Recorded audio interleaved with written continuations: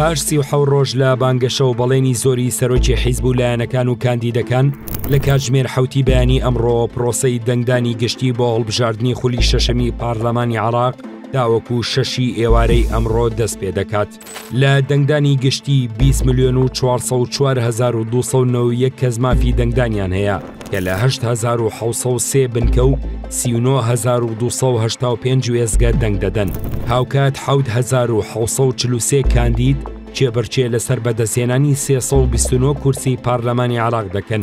لە هەرێمی کوردستان 2,800,000 دەنگدەر هەیە و بەسەر 1,312 بنکەی دەنگدان لە هەولێر و دۆک و سلێمانی و هەڵەبجە دابەش بوون و 5,599 وێزگەی دەنگدان ئامادە کراوە و 10,000 هاوڵاتی کارتی دەنگدانیان وەرنەگرتوێتەوە و تەنانەت ئەمڕۆ کە ڕۆژی دەنگدانە هاوڵاتیان دەتوانن بچن کارتی دەنگدان وەربگرنەوە.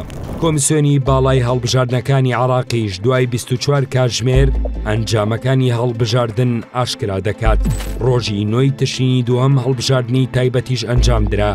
بە گوێرەی ئاماری کۆمیسیۆنی باڵای سربەخۆی هەڵبژاردنەکانی عێراق لە هەرێمی کوردستان 224,333 کەس مافی دەنگدانیان هەبووە لە دەنگدانی تایبەت و لە سەدا 98 ئەو ژمارەیە چووە بۆ دەنگدان.